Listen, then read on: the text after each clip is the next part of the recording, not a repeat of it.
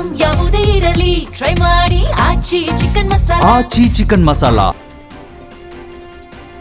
ಕಾಂಗ್ರೆಸ್ ಕುರ್ಚಿ ಕದನದಲ್ಲಿ ಮತ್ತೆ dinner politics ಸದ್ದು ಮಾಡಿದೆ. ಶಾಸಕ ಬಾಲಕೃಷ್ಣ ಹುಟ್ಟುಹಬ್ಬ ಆಚರಣೆ ನೆಪದಲ್ಲಿ ಡಿಕೆ ಆಪ್ತರು ನಿನ್ನೆ ರಾತ್ರಿ ಖಾಸಗಿ ಹೋಟೆಲ್ನಲ್ಲಿ ಡಿನ್ನರ್ ಮೀಟಿಂಗ್ ಮಾಡಿದ್ದಾರೆ. ಸಭೆಯಲ್ಲಿ ಶಾಸಕ ಸಿಪಿ ಯೋಗೇಶ್ವರ್, ಮಾಗಡಿ ಬಾಲಕೃಷ್ಣ, ಕುಣಿಗಲ್ ರಂಗನಾಥ್, ಕದರೂರು ಉದಯ್ ಸೇರಿ ಸುಮಾರು 30ಕ್ಕೂ ಹೆಚ್ಚು ಶಾಸಕರು ಡಿನ್ನರ್ ಮೀಟಿಂಗ್ನಲ್ಲಿ ಭಾಗಿಯಾಗಿದ್ದಾರೆ. ಈ ಮೂಲಕ ಡಿಕೆ ಆಪ್ತರು ಒಗ್ಗಟ್ಟು ಪ್ರದರ್ಶನ ಮಾಡಿದ್ದಾರೆ. ನಾಯಕತ್ವ ಬದಲಾವಣೆ ಬಗ್ಗೆ ಸ್ಪಷ್ಟತೆ ಸಿಗದಿದ್ರೆ ಮುಂದಿನ ವಾರವೇ ದೆಹಲಿ ದಂಡಯಾತ್ರೆಗೂ ಸಿದ್ಧರಾಗಿದ್ದಾರೆ. ಕೊಟ್ಟ ಮಾತಿನಂತೆ ಡಿಕೆಶಿಗೆ ಸಿಎಂ ಪಟ್ಟ ಕಟ್ಟುವಂತೆ ಹೈಕಮಾಂಡ್ ಮುಂದೆ ಪಟ್ಟು ಹಿಡಿದಿದ್ದಾರೆ.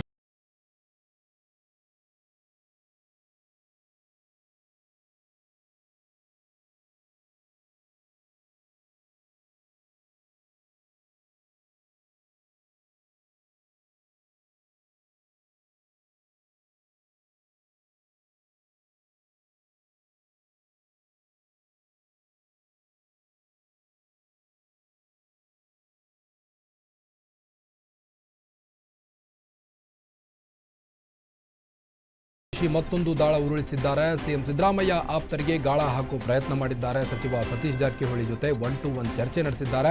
ಜಾರಕಿಹೊಳಿ ಅವರೇ, ನೀವು ನಾಯಕತ್ವ ವಿಚಾರದಲ್ಲಿ ನನಗೆ ಸಪೋರ್ಟ್ ಮಾಡಿದರೆ ನಾನು ಕೆಪಿಸಿಸಿ ಅಧ್ಯಕ್ಷ ವಿಚಾರದಲ್ಲಿ ನಿಮಗೆ ಸಪೋರ್ಟ್ ಮಾಡ್ತೀನಿ ಎಂದಿದ್ದಾರೆ ಎನ್ನಲಾಗ್ತಿದೆ. ಸಿದ್ದರಾಮಯ್ಯನವರು 2 ಬಾರಿ ಮುಖ್ಯಮಂತ್ರಿ ಆಗಿದ್ದಾಯಿತು, ಈಗ ನೀವು ಆಗಬೇಕು, ಸೊ ನನಗೆ ಸಿಎಂ ಆಗೋಕೆ ಸಪೋರ್ಟ್ ಮಾಡಿ ಅಂತ ಕೇಳಿದ್ದಾರೆ ಎನ್ನಲಾಗ್ತಿದೆ. ಈ ಬಗ್ಗೆ ಬೆಂಗಳೂರಿನಲ್ಲಿ ಪ್ರತಿಕ್ರಿಯೆ ನೀಡಿದ ಸತೀಶ್ ಜಾರಕಿಹೊಳಿ ಹೈಕಮಾಂಡ್ ಕಡೆ ಬೆರಳು ತೋರಿಸಿದ್ದಾರೆ. ಹೈಕಮಾಂಡ್ ಹೇಗೆ ಹೇಳುತ್ತೋ ಅದೇ ನನ್ನ ನಿಲುವು ಎಂದಿದ್ದಾರೆ.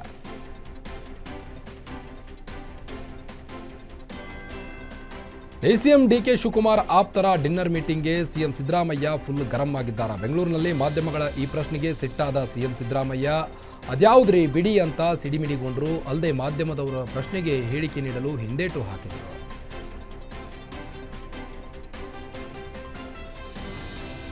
ಡಿಕೆ ಶಿವಕುಮಾರ್ಗೆ ಆದಷ್ಟು ಬೇಗ ಸಿಹಿ ಸುದ್ದಿ ಸಿಗುತ್ತೆ ಅಂತ ಕುಣಿಗಲ್ ಶಾಸಕ ಡಾಕ್ಟರ್ ರಂಗನಾಥ್ ಮತ್ತೊಮ್ಮೆ ಭವಿಷ್ಯ ನುಡಿದಿದ್ದಾರೆ. ಗ್ಯಾರಂಟಿ ನ್ಯೂಸ್ ಜೊತೆ ಮಾತನಾಡಿದ ಡಿಕೆ ಆಪ್ತ ರಂಗನಾಥ್, ಶಾಸಕ ಬಾಲಕೃಷ್ಣ ಬರ್ತ್ಡೇ ಅಂಗವಾಗಿ ನಾವೆಲ್ಲರೂ ಸೇರಿದ್ವಿ. ಡಿಕೆ ಶಿವಕುಮಾರ್ ಜೊತೆಗೆ ಶಾಸಕರಾಗಿದ್ದಾರೆ ಅನ್ನೋದು ಎಲ್ರಿಗೂ ಗೊತ್ತಿದೆ. ಡಿಕೆ ಶಿವಕುಮಾರ್ ನಾಯಕತ್ವದ ಬಗ್ಗೆ ಯಾರೂ ಪ್ರಶ್ನೆ ಮಾಡಲ್ಲ. ನಾಯಕತ್ವದ ಬಗ್ಗೆ ಎಲ್ಲೇ ಮಾತನಾಡಬೇಕು ಅಲ್ಲಿ ಮಾತನಾಡ್ತೀವಿ ಎಂದಿದ್ದಾರೆ.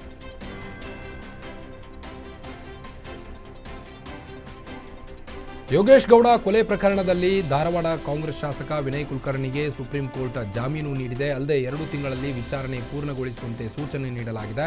ಇದರಿಂದ 6 ತಿಂಗಳಿಂದ ಜೈಲಲ್ಲಿದ್ದಂಥ ವಿನಯ್ ಕುಲಕರ್ಣಿಗೆ ಬಿಗ್ ರಿಲೀಫ್ ಸಿಕ್ಕಿದೆ. ಪರಪ್ಪನ ಅಗ್ರಹಾರ ಜೈಲಿನಲ್ಲಿ ಬಂಧಿತರಾಗಿದ್ದ ಕುಲಕರ್ಣಿ ಹೈಕೋರ್ಟ್ ಸೂಚನೆಯಂತೆ ಜಾಮೀನುಗಾಗಿ ಸುಪ್ರೀಂ ಕೋರ್ಟ್ಗೆ ಅರ್ಜಿ ಸಲ್ಲಿಸಿದ್ರು. ಇದೀಗ ಕುಲಕರ್ಣಿಗೆ ಜಾಮೀನು ನೀಡಿದೆ ಸುಪ್ರೀಂ ಕೋರ್ಟ್. ತಾತ್ಕಾಲಿಕ ರಿಲೀಫ್ ಸಿಕ್ಕಿದೆ. ಕುಲಕರ್ಣಿಗೆ ಜಾಮೀನು ಸಿಗುತ್ತಿದ್ದಂತೆ ಅಭಿಮಾನಿಗಳು ಸಂಭ್ರಮಿಸಿದ್ದಾರೆ.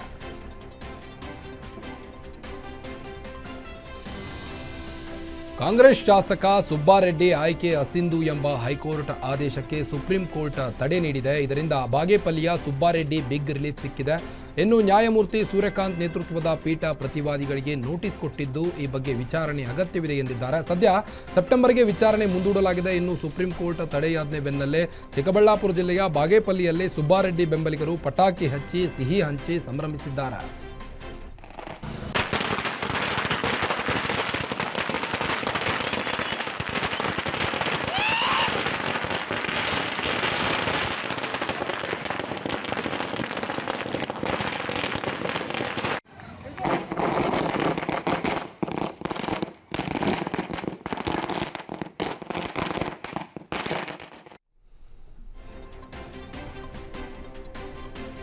ಕಿತ್ತೂರು ಕರ್ನಾಟಕದಲ್ಲಿ ಜೆಡಿಎಸ್ ಹವಾ ಜೋರಾಗಿದೆ. ವಿಜಯಪುರದಲ್ಲಿ ಜೆಡಿಎಸ್ ಬೆಳ್ಳಿ ಹಬ್ಬದ ಬೃಹತ್ ಸಮಾವೇಶ ನಡೆಸಿದೆ. ಸಮಾವೇಶದಲ್ಲಿ ಮಾಜಿ ಪ್ರಧಾನಿ ದೇವೇಗೌಡರು, ಕೇಂದ್ರ ಸಚಿವ ಕುಮಾರಸ್ವಾಮಿ, ನಿಖಿಲ್ ಕುಮಾರಸ್ವಾಮಿ ಸೇರಿ ಸಾವಿರಾರು ಕಾರ್ಯಕರ್ತರು ಭಾಗಿಯಾಗಿದ್ದರು. ಸಮಾವೇಶದಲ್ಲಿ ಮಾತನಾಡಿದ ದೇವೇಗೌಡರು, ನಾನು ಏನು ಮಾಡಿದ್ದೇನೆ ಅನ್ನೋದು ಹಲವರಿಗೆ ಗೊತ್ತಿಲ್ಲ. ನನಗೆ ಅಧಿಕಾರ ಕೊಡಿ ಅಂತ ಕೇಳೋಕೆ ನಾನು ಬಂದಿಲ್ಲ. ಯಾರ ಬಗ್ಗೆಯೂ ನಾನು ಲಘುವಾಗಿ ಮಾತನಾಡೋಕೆ ಬಂದಿಲ್ಲ ಎಂದರು. ಬಳಿಕ ಮಾತನಾಡಿದ ಮಾಜಿ ಸಿಎಂ ಕುಮಾರಸ್ವಾಮಿ, ಈಗಿನ ಸರ್ಕಾರದ ಬಗ್ಗೆ ನೀವು ಯೋಚನೆ ಮಾಡಬೇಕು. 2,000 ರೂಪಾಯಿಗೆ ನೀವು ಮರುಳಾಗಬೇಡಿ ಎಂದರು. ಈ ಒಂದು ಪ್ರಾದೇಶಿಕ ಪಕ್ಷವನ್ನ ಬಲಪಡಿಸತಕ್ಕಂಥದ್ದು ಯಾವ ಎನ್ಡಿಎನಲ್ಲಿ ನಾವಿದೆವೋ, ಎನ್ಡಿಎನಲ್ಲಿ ನಾವು ಕೊಡುವ ಶಕ್ತಿಯನ್ನು ಗಣನೆಗೆ ತೆಗೆದುಕೊಳ್ತಕ್ಕಂಥ ಆ ಒಂದು ಪ್ರಬುದ್ಧತೆ, ರಾಜಕೀಯ ಜಾಣ್ಮೆ ಶ್ರೀಮಾನ್ ಮೋದಿಯವರಿಗೆ. ನಿಮ್ಮಗಳ ಆಶೀರ್ವಾದದಲ್ಲಿ ದೇವೇಗೌಡರು ಪ್ರಧಾನಮಂತ್ರಿಗಳಾಗ್ತಕ್ಕಂಥ ಒಂದು ಅವಕಾಶಗಳೇನು ದೊರಕಿತು, ಅವತ್ತು ಅವರು ಕೈಗೊಂಡಂಥ ಒಂದು ತೀರ್ಮಾನದ ಹಿನ್ನೆಲೆ ಉತ್ತರ ಕರ್ನಾಟಕದ ನೀರಾವರಿ ಯೋಜನೆಗಳಿಗೆ ಸುಮಾರು 20,000 ಕೋಟಿ ರೂಪಾಯಿಗಳು ಬಂದಂಥದನ್ನ ಉತ್ತರ ಕರ್ನಾಟಕದ ಜನತೆ ಮರಿತಕ್ಕಂಥದ್ದಲ್ಲ ಅನ್ನೋದನ್ನ ನಿಮ್ಮಲ್ಲಿ ಕೈ ಜೋಡಿಸಿ ಮನವಿ ಮಾಡ್ತೇನೆ.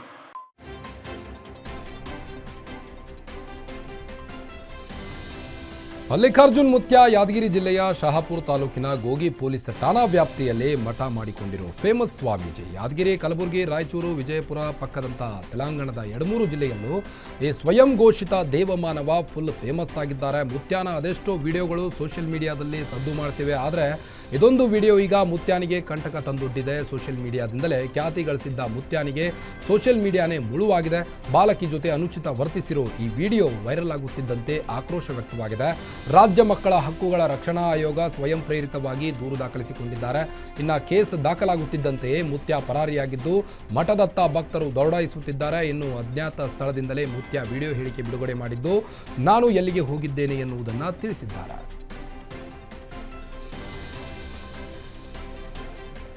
ಬಹುಕೋಟಿ ಲಿಕ್ಕರ್ ಹಗರಣದಲ್ಲಿ ದೆಹಲಿ ಮಾಜಿ ಸಿಎಂ ಕೇಜ್ರಿವಾಲ್ ಹಾಗೂ ಮಾಜಿ DCM Manish Sisodia big relief ಸಿಕ್ಕಿದೆ. ಸಾಕ್ಷಿ ಸಾಬೀತುಪಡಿಸುವಲ್ಲಿ ಸಿಬಿಐ ವಿಫಲವಾಗಿದೆ ಎಂದು ಕೇಸ್ ಖುಲಾಸೆಗೊಳಿಸಿ ದೆಹಲಿ ರೋಸ್ ಅವೆನ್ಯೂ ಕೋರ್ಟ್ ಮಹತ್ವದ ಆದೇಶ ನೀಡಿದೆ. ಹೀಗಾಗಿ ಕೇಜ್ರಿವಾಲ್ ಮತ್ತು ಸಿಸೋಡಿಯಾ ಎಲ್ಲ ಆರೋಪಗಳಿಂದ ಮುಕ್ತರಾಗಿದ್ದಾರೆ. 2024 ಮಾರ್ಚ್ 14ರಂದು ಬಂಧನವಾಗಿದ್ದಂತಹ ಕೇಜ್ರಿವಾಲ್ ಅದೇ ವರ್ಷ ಸೆಪ್ಟೆಂಬರ್ 13ರಂದು ಜಾಮೀನು ಪಡೆದಿದ್ರು. ಕೋರ್ಟ್ ತೀರ್ಪಿನ ಬೆನ್ನಲ್ಲೇ ಪ್ರತಿಕ್ರಿಯಿಸಿರುವಂತಹ ಕೇಜ್ರಿವಾಲ್ ನಾನು ಭ್ರಷ್ಟ ಅಲ್ಲ ಅಂತ ಮಾಧ್ಯಮಗಳ ಎದುರೇ ಗಳಗಳನೆ ಕಣ್ಣೀರು ಹಾಕಿದ್ರು. ಈ ವೇಳೆ ಮನೀಶ್ ಸಿಸೋಡಿಯಾ ಕೂಡ ಕಣ್ಣೀರು ಹಾಕುತ್ತಾ ಕೇಜ್ರಿವಾಲ್ರನ್ನ ಸಂತೈಸಿದರು.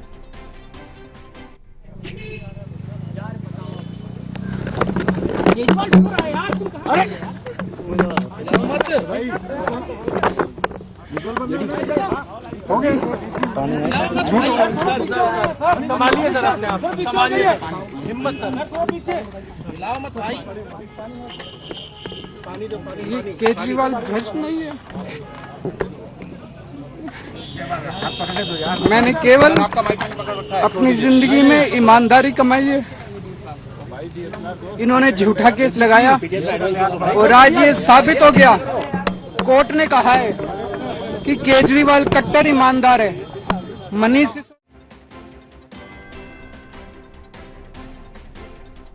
ತಮಿಳುನಾಡು ವಿಧಾನಸಭಾ ಚುನಾವಣೆ ಹಿನ್ನೆಲೆ ಪ್ರಮುಖ ಬೆಳವಣಿಗೆಯೊಂದು ಆಗಿದೆ. ತಮಿಳುನಾಡಿನಲ್ಲಿ 3 ಬಾರಿ ಸಿಎಂ ಆಗಿದ್ದ ಜಯಲಲಿತಾ ಆಪ್ತ ಪನ್ನೀರ್ ಸೆಲ್ವಂ ಡಿಎಂಕೆ ತೆಕ್ಕೆಗೆ ಜಾರಿದ್ದಾರೆ.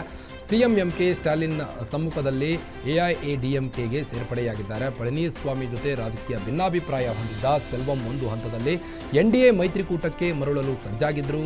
ಆದರೆ ಮಾಜಿ ಸಿಎಂ ಪಳನಿಸ್ವಾಮಿ ಇದಕ್ಕೆ ಅಡ್ಡಿಯಾಗಿದ್ದರು. ಇದೀಗ ಡಿಎಂಕೆ ಸೇರಿರುವಂಥ ಪನ್ನೀರ್ ಸೆಲ್ವಂಗೆ ಮುಂದಿನ ಚುನಾವಣೆಯಲ್ಲಿ ಟಿಕೆಟ್ ಕೊಡುವ ಸಾಧ್ಯತೆ ಇದೆ.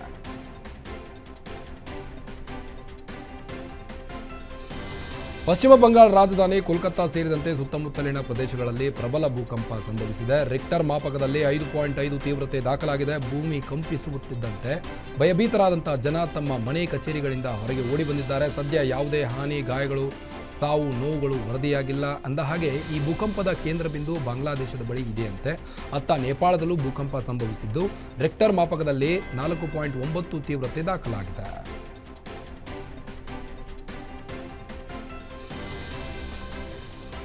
ತಾಯಿ ಮುಂದೆಯೇ ಮಗುವಿನ ಮೇಲೆ ನಾಯಿ ದಾಳಿ ಮಾಡಿರುವ ಘಟನೆ ಕಾಳಿನ ಅಗ್ರಹಾರದ ಎಂಎಲ್ಎ ಲೇಔಟ್ನಲ್ಲಿ ಆಗಿದೆ. ತಾಯಿ ಮತ್ತು ಮಗು ರಸ್ತೆಯಲ್ಲಿ ನಡೆದುಕೊಂಡು ಹೋಗುವಾಗ ಬೀದಿ ನಾಯಿ ದಾಳಿ ಮಾಡಿದ್ದು ತಾಯಿ ಮಗುವನ್ನು ತಕ್ಷಣ ರಕ್ಷಣೆ ಮಾಡಿಕೊಂಡಿದ್ದಾಳೆ.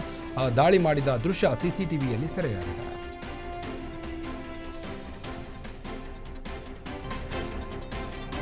ಕಲಬುರಗಿ ನಗರದ ಜಿಆರ್ ನಗರದಲ್ಲಿ ಕಳ್ಳತನ ಮಾಡಲು ಬಂದಿದ್ದ 2 ಮಹಿಳೆಯರನ್ನ ಸ್ಥಳೀಯರು ಕಟ್ಟಿ ಹಾಕಿ ಥಳಿಸಿದ್ದಾರೆ. ಶೀತಲ್ ಕಾಂಬ್ಳೆ ಮತ್ತು ದೀಪಾಬಾಯಿ ಎಂಬ ಮಹಿಳೆಯರು ಕಳ್ಳತನ ಮಾಡುತ್ತಿದ್ದಾಗ ಸಿಕ್ಕಿಬಿದ್ದಿದ್ದಾರೆ.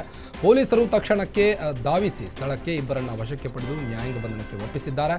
ಘಟನೆ ಸಂಬಂಧ ಆರ್ಜೆ ನಗರ ಠಾಣೆಯಲ್ಲಿ ಕೇಸ್ ದಾಖಲಾಗಿದೆ.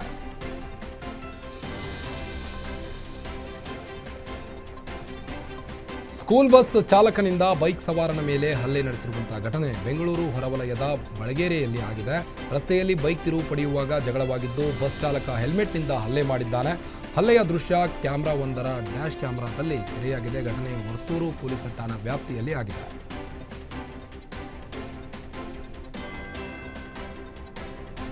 ರಾಯಚೂರು ಜಿಲ್ಲೆ ಸಿಂಧನೂರಿನ ಖಾಸಗಿ ಶಾಲೆಯಲ್ಲಿ 5ನೇ ತರಗತಿ ಓದುತ್ತಿರುವ ವಿದ್ಯಾರ್ಥಿಯ ಕೂದಲನ್ನು ಶಿಕ್ಷಕರು ಅರೆಬರಿ ಕತ್ತರಿಸಿ ಅವಮಾನಿಸಿದ್ದಾರೆ. ಘಟನೆಗೂ 2 ದಿನ ಮುನ್ನ ಪೋಷಕರು ಸಲೂನ್ನಲ್ಲಿ ಟ್ರಿಮ್ ಮಾಡಿಸಿದ್ರು. ಆದರೆ ಕೂದಲು ಹೆಚ್ಚಿವೆ ಎಂದು ಶಿಕ್ಷಕರು ವಾರ್ನ್ ಮಾಡಿದ್ರು. ಪ್ರೇಯರ್ ಬಳಿಕ ವಿಶಾಲಾಕ್ಷಿ ಎಂಬ ಶಿಕ್ಷಕಿ ಹೊರಹಾಕಿದ್ದು ಪಿಟಿ ಶಿಕ್ಷಕಿ ಸ್ವಾತಿ ಕೂದಲು ಕತ್ತರಿಸಿದ್ದಾರೆ ಎಂದು ಆರೋಪಿಸಲಾಗಿದೆ. ಘಟನೆಗೆ ಸಂಬಂಧ ಪೋಷಕರು ಆಡಳಿತ ಮಂಡಳಿಯನ್ನು ಪ್ರಶ್ನಿಸಿದಾಗ ಅವರು ಕ್ಯಾರೆ ಎನ್ನಲಿಲ್ಲ. ಇದರಿಂದ ಪೋಷಕರು ಸಿಂಧನೂರು ಪೊಲೀಸರು ಮತ್ತು ಬಿಇಒಗೆ ದೂರು ನೀಡಿದ್ದಾರೆ.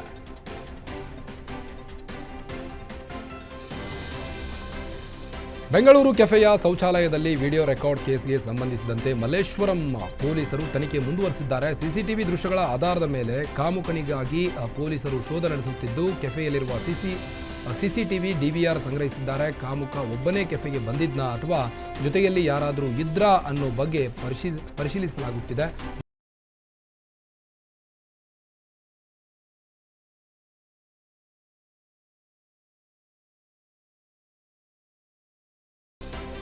ಬೆಂಗಳೂರಿನ ಆಟೋ ಚಾಲಕರು ಪ್ರಯಾಣಿಕರಿಂದ ಸುಲಿಗೆ ಮಾಡುತ್ತಿದ್ದಾರೆ. ಆರ್ಟಿಒ ನಿಯಮಗಳನ್ನು ಉಲ್ಲಂಘಿಸಿ ಕೆಲ ಚಾಲಕರು ಮನಸೋ ಇಚ್ಛೆ ಹಣ ವಸೂಲಿ ಮಾಡುತ್ತಿದ್ದಾರೆ. ಕೇವಲ 3 ಕಿಲೋಮೀಟರ್ ಪ್ರಯಾಣಕ್ಕೆ 150 ರೂಪಾಯಿ ವಸೂಲಿ ಮಾಡಿದ ಪ್ರಕರಣ ಬೆಳಕಿಗೆ ಬಂದಿದೆ. ಮೀಟರ್ ಹಾಕಿ ಎಷ್ಟು ಆಗುತ್ತೋ ಅಷ್ಟು ಕೊಡ್ತೇನೆ ಎಂದರೂ ಒಪ್ಪದ ಚಾಲಕ ಈ ಕಾಲದಲ್ಲಿ ಆ ಮೀಟರ್ ಯಾರು ಹಾಕಲ್ಲ ಎಂದಿರೋ ವಿಡಿಯೋ ವೈರಲ್ ಆಗ್ತಿದೆ.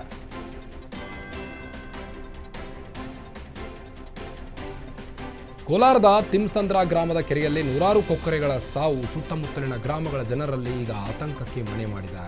ಅರಣ್ಯ ಇಲಾಖೆ ಅಧಿಕಾರಿಗಳು ಮತ್ತು ಪಶುಸಂಗೋಪನಾ ಇಲಾಖೆ ಅಧಿಕಾರಿಗಳು ಸ್ಥಳಕ್ಕೆ ಭೇಟಿ ಕೊಟ್ಟು ಪರಿಶೀಲನೆ ನಡೆಸಿದ್ದಾರೆ. ಕೊಕ್ಕರೆಗಳ ಸ್ಯಾಂಪಲ್ ಸಂಗ್ರಹಿಸಿದ್ದಾರೆ. ಮೀನು ಹಿಡಿಯಲು ಹಾಕಿದ್ದ ಬಲೆಗೆ ಸಿಲುಕಿ ಕೊಕ್ಕರೆಗಳು ಸಾವನ್ನಪ್ಪಿವೆ ಅನ್ನೋ ಅನುಮಾನ ವ್ಯಕ್ತವಾಗಿದ್ದು ಮರಣೋತ್ತರ ಪರೀಕ್ಷೆ ವರದಿ ಬಳಿಕ ನಿಖರ ಕಾರಣ ತಿಳಿಯಲಿದೆ.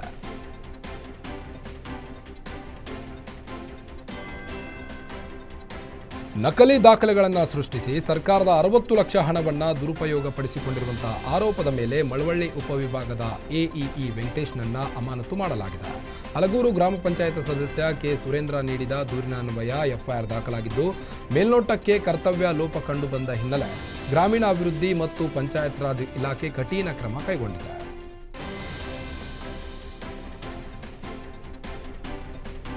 ಪತಿ ಮೃತಪಟ್ಟ ಕೆಲ ದಿನಗಳಲ್ಲೇ ಪತ್ನಿ ಮತ್ತೊಂದು ಮದುವೆಯಾಗಿದ್ದಕ್ಕೆ ಅನುಮಾನಗೊಂಡು ದೂರು ದಾಖಲಾದ ಘಟನೆ ತುಮಕೂರಿನಲ್ಲಿ ಆಗಿದೆ. ಪರಮೇಶ್ ಎಂಬಾತ ಜನವರಿ 31ರಂದು ಹೃದಯಾಘಾತದಿಂದ ಮೃತಪಟ್ಟಿದ್ದ ಎನ್ನಲಾಗಿತ್ತು. ಅದೇ ದಿನ ಆತನ ಅಂತ್ಯ ಸಂಸ್ಕಾರವು ನೆರವೇರಿತ್ತು. ಆದರೆ ಪತಿ ಮೃತಪಟ್ಟ 19 ದಿನಗಳಲ್ಲಿ ಪತ್ನಿ ಆಶಾ ಬೇರೊಬ್ಬನನ್ನ ಮದುವೆಯಾಗಿದ್ದು ಪತ್ನಿ ನಡವಳಿಕೆಯಿಂದ ಅನುಮಾನಗೊಂಡು ಮೃತನ ಸಹೋದರಿ ಅಣ್ಣನ ಸಾವಿನ ತನಿಖೆ ನಡೆಸುವಂತೆ ದೂರು ನೀಡಿದರು. ಹೀಗಾಗಿ ತಹಶೀಲ್ದಾರ್ ರಾಜೇಶ್ವರಿ ಸಮ್ಮುಖದಲ್ಲೇ ಶವವನ್ನು ಹೊರತೆಗೆದು ಮರಣೋತ್ತರ ಪರೀಕ್ಷೆ ನಡೆಸಲಾಗಿದೆ. ವರದಿ ಬಂದ ನಂತರ ಪರಮೇಶ್ ಸಾವಿನ ಅಸಲಿ ಕಾರಣ ಬಯಲಾಗಲಿದೆ.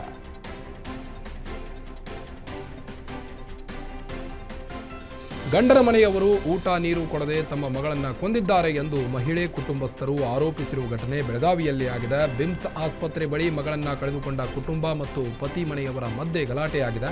ನಸ್ತಹೀನ್ ದೇಸಾಯಿ ಎಂಬ ಮಹಿಳೆ 4 ವರ್ಷದ ಹಿಂದೆ ರೆಹಾಸ್ ನೇಸರೀಕರ್ ಎಂಬಾತನನ್ನು ಮದುವೆಯಾಗಿದ್ದರು. ಆದರೆ ಮದುವೆಯಾದಾಗಿನಿಂದ ಮಗಳಿಗೆ ದೈಹಿಕವಾಗಿ ಮಾನಸಿಕವಾಗಿ ಕಿರುಕುಳ ನೀಡಿದ್ದಾರೆ. ಕುಟುಂಬಸ್ಥರ ಜೊತೆ ಮಾತನಾಡಲು ಬಿಡದೆ ಹಿಂಸೆ ಕೊಟ್ಟಿದ್ದಾರೆ. ನಮ್ಮ ಮಗಳಿಗೆ ಬಂದ ಸ್ಥಿತಿ ಯಾರಿಗೂ ಬರಬಾರದು ಎಂದು ಮೃತ ಮಹಿಳೆಯ ಕುಟುಂಬಸ್ಥರು ಕಣ್ಣೀರು ಹಾಕಿದ್ದಾರೆ. ಕಿರುಕುಳಕ್ಕೆ ಗೃಹಿಣಿ ಬಲಿಯಾಗಿದ್ದಾಳೆ.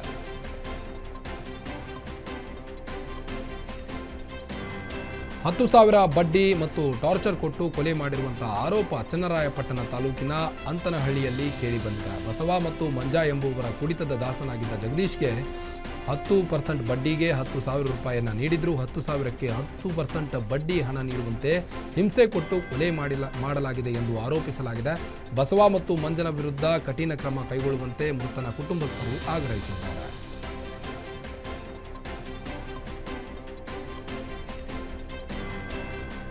ಆಕಸ್ಮಿಕ ಬೆಂಕಿ ತಗುಲಿ ಮೇವಿನ ಬಣವೆಗಳು ಸುಟ್ಟು ಭಸ್ಮವಾಗಿರುವಂತಹ ಘಟನೆ ರಾಯಚೂರು ಜಿಲ್ಲೆಯ ಹುನೂರು ಗ್ರಾಮದಲ್ಲಿ ಆಗಿದೆ. ಸಂಗಪ್ಪ, ವಿಜಯಕುಮಾರ್ ಹಾಗೂ ದುರ್ಗಪ್ಪ ಅನ್ನೋರಿಗೆ ಸೇರಿದ ಬಣವೆ ಸುಟ್ಟು ಭಸ್ಮವಾಗಿದೆ.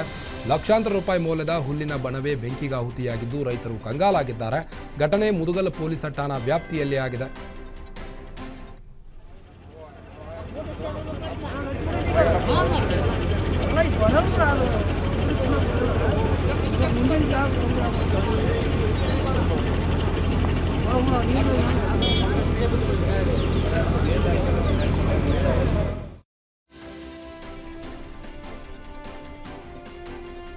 ಕಡೂರು ತಾಲೂಕಿನ ಸೋಮನಹಳ್ಳಿ ಗ್ರಾಮದಲ್ಲಿ ಅಕ್ರಮ ಮದ್ಯ ಮಾರಾಟಕ್ಕೆ ಬೇಸತ್ತ ಗ್ರಾಮಸ್ಥರು ಸ್ವತಃ ರೇಡ್ ನಡೆಸಿ ಚೀಲಗಟ್ಟಲೆ ಸೆಕೆಂಡ್ಸ್ ಮದ್ಯವನ್ನ ರಸ್ತೆಗೆ ಸುರಿದಂತಹ ಘಟನೆಯಾಗಿದೆ. ಮನೆ ಮತ್ತು ಅಂಗಡಿಗಳಲ್ಲಿ ನಡೆಯುತ್ತಿದ್ದಂಥ ಅಕ್ರಮ ಮದ್ಯ ಮಾರಾಟದಿಂದ ಚಿಕ್ಕ ಹುಡುಗರು, ಯುವಕರು ಮತ್ತು ಪುರುಷರು ಇಡೀ ದಿನ ಮದ್ಯದ ಅಮಲಿನಲ್ಲಿ ತೇಲಾಡುತ್ತಿದ್ದರು. ಇದರಿಂದ ಬೇಸತ್ತ ಗ್ರಾಮಸ್ಥರು ಸ್ವತಃ ರೇಡ್ ನಡೆಸಿ ಅಕ್ರಮವಾಗಿ ಮದ್ಯ ಸಪ್ಲೈ ಮಾಡುತ್ತಿದ್ದ ವ್ಯಕ್ತಿಯನ್ನ ಹಿಡಿದು ಪೊಲೀಸರಿಗೆ ಒಪ್ಪಿಸಿದ್ದಾರೆ. ಈ ಸಂಬಂಧ ಸಿಂಗಟಗೆರೆ ಪೊಲೀಸ್ ಠಾಣೆಯಲ್ಲಿ ದೂರು ಕೂಡ ದಾಖಲಾಗಿದೆ.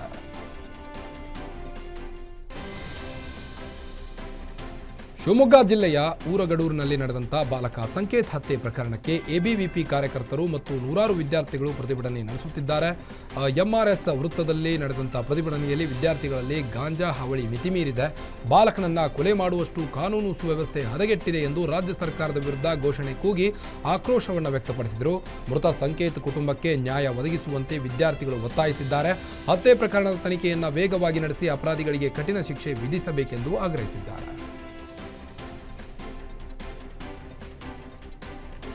ಕಲಬುರಗಿ ನಗರದಲ್ಲಿ ಮನೆ ಮುಂಭಾಗದ ನೀರಿನ ನಳಗಳ ಹಿತ್ತಾಳೆ ಟ್ಯಾಪ್ ಕಳ್ಳತನದ ಘಟನೆಯಾಗಿದೆ. ಕಳ್ಳತನ ಮಾಡುತ್ತಿದ್ದಂಥ ನಾಗರಾಜ್ ಎಂಬ ವ್ಯಕ್ತಿ ಸಾರ್ವಜನಿಕರ ಕೈಗೆ ಸಿಕ್ಕಿಬಿದ್ದಿದ್ದಾನೆ. ಮುಖಕ್ಕೆ ಫುಲ್ ಬಟ್ಟೆ ಕಟ್ಟಿಕೊಂಡು ಬಂದು ಕಳ್ಳತನ ಮಾಡುತ್ತಿದ್ದಂಥ ದೃಶ್ಯ ಸಿಸಿಟಿವಿಯಲ್ಲಿ ಸೆರೆಯಾಗಿದೆ. ಸಾರ್ವಜನಿಕರು ಕಳ್ಳನನ್ನ ರೆಡ್ ಹ್ಯಾಂಡ್ ಆಗಿ ಹಿಡಿದು ಪೊಲೀಸರಿಗೆ ಒಪ್ಪಿಸಿದ್ದಾರೆ. ಆದರೆ ಪೊಲೀಸರು ಕಳ್ಳನನ್ನ ಬಿಟ್ಟು ಕಳುಹಿಸಿದ್ದಾರೆ ಎಂದು ಆರೋಪಿಸಲಾಗಿದೆ. ಘಟನೆ ಸಂಬಂಧ ಸ್ಟೇಷನ್ ಬಜಾರ್ ಪೊಲೀಸ್ ಠಾಣೆಯಲ್ಲಿ ಕೇಸ್ ದಾಖಲಾಗಿದೆ.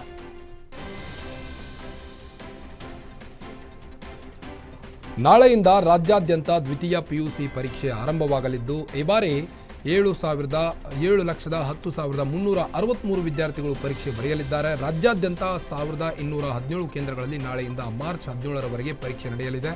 ಯಾವುದೇ ಅಕ್ರಮ ಗೊಂದಲಗಳಿಗೆ ಅವಕಾಶ ಕೊಡದಂತೆ ಪರೀಕ್ಷೆ ನಡೆಸಲು ಸಕಲ ಸಿದ್ಧತೆ ಮಾಡಿಕೊಳ್ಳಲಾಗಿದೆ. ಎಲ್ಲಾ ಪರೀಕ್ಷಾ ಕೊಠಡಿಗಳಲ್ಲೂ ಸಿಸಿ ಕ್ಯಾಮೆರಾ ಅಳವಡಿಸಲಾಗಿದ್ದು ಅಕ್ರಮ ನಡೆಯುತ್ತಿದ್ದಂತೆ ಹದ್ದಿನ ಕಣ್ಣಿಡಲಾಗುತ್ತದೆ. ನಿಮ್ಮೂರಿನಿಂದ ವಿಶ್ವ ಮಟ್ಟದವರೆಗೆ ರಾಜಕೀಯ, ಸಿನಿಮಾ, ಸ್ಪೋರ್ಟ್ಸ್ ಯಾವ ಸುದ್ದಿಯೂ ಮಿಸ್ ಆಗಲ್ಲ. ಬರೀ ಸುದ್ದಿಯಷ್ಟೇ ಅಲ್ಲ, ಜೊತೆಯಲ್ಲೇ ಇರುತ್ತೆ ವಿಶ್ಲೇಷಣೆ. ಗ್ಯಾರಂಟಿ ನ್ಯೂಸ್ನ ಸಬ್ಸ್ಕ್ರೈಬ್ ಮಾಡಿ, ಫಾಲೋ ಮಾಡಿ, ಕ್ಷಣ ಕ್ಷಣದ ಅಪ್ಡೇಟ್ಸ್ ಪಡೆಯಿರಿ.